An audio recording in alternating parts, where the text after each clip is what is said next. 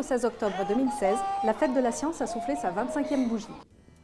Pour célébrer cet événement, une douzaine de prestigieux organismes de recherche, parmi lesquels l'Université d'Évry et Génopole, ont organisé un grand week-end d'inauguration à la Cité des Sciences et de l'Industrie de Paris. Sous le parrainage de Thomas Pesquet, l'astronaute, et sous l'œil des caméras de Science en direct, une web émission animée par Fred Courant de l'Esprit Sorcier. Puis la Fête de la Science s'est poursuivie à l'Université d'Évry et Génopole. Consacrée cette année à l'alimentation du futur, elle s'est intéressée aux multiples propriétés des légumineuses. Les légumineuses, en fait, ce sont des végétaux qui sont très intéressants parce qu'au contraire, en céréales comme le blé ou le colza ou ce type de plantes, en fait, elles sont remplies de protéines. Les protéines, c'est très très bon pour la santé. Vous pouvez très bien, en mixant en fait ces différentes légumineuses, avoir une alimentation tout à fait équilibrée. Et surtout, ce qui est intéressant par rapport aux légumineuses, c'est que vous mangez beaucoup moins de sucre. Une solution équilibrée, mais aussi écologique, qui répond aux exigences du développement durable. Les légumineuses, elles sont utilisées en ce qu'on appelle en rotation de culture.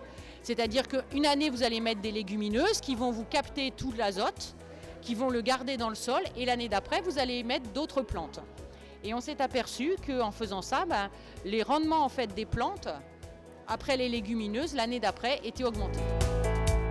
Les insectes ont également fait une apparition remarquée dans ce jardin des sciences, déjà consommé dans de nombreux pays, comme le Mexique et la Chine.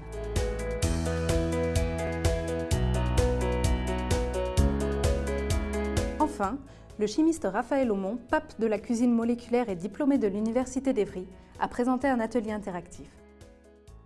Je suis porteur d'une chaire universitaire qui porte ce nom Cuisine du futur au sein de la faculté des sciences d'Orsay. On travaille sur l'avenir, donc il y a deux axes de recherche et c'est ça que je vais présenter aujourd'hui au public.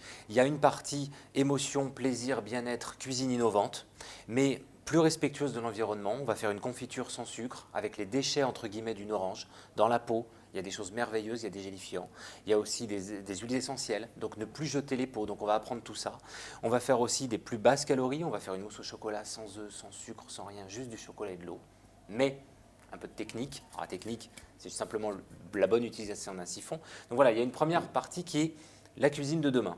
Et puis il y a une problématique, effectivement, comme vous dites, c'est-à-dire c'est pas que de la cuisine, c'est aussi de la science, c'est l'avenir, c'est une réflexion sur moins de plastique, moins de déchets. C'est d'ailleurs Raphaël Aumont qui a préparé avec le chef Thierry Marx des repas lyophilisés, emportés par l'astronaute Thomas Pesquet sur la Station spatiale internationale. Au-delà de cette thématique alimentaire, plusieurs laboratoires de l'université ont ouvert grand leurs portes pour accueillir avec enthousiasme scolaire et grand public. Avec une grande première cette année, la halle technologique de l'IUT.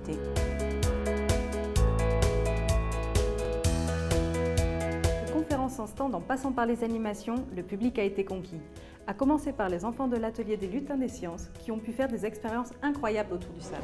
Cette année, on a choisi le thème du sable et des matériaux granulaires de manière générale pour expliquer aux enfants différents phénomènes autour de ces matériaux granulaires. Se mélangent les grains de différentes tailles, voilà, donc ils ont un petit parcours à faire, ils ont chacun cette expérience, plus un microscope pour regarder des grains de sable au microscope. Et à la fin, ils ont un diplôme de petits scientifiques pour les récompenser de leurs expériences. Les plus artistes de ces rêveurs ont aussi pu collaborer à une toile commune, baptisée Enfants des étoiles. Une vision en hauteur sur ce jardin des sciences où l'on cultive avant tout la curiosité, terreau indispensable à la connaissance.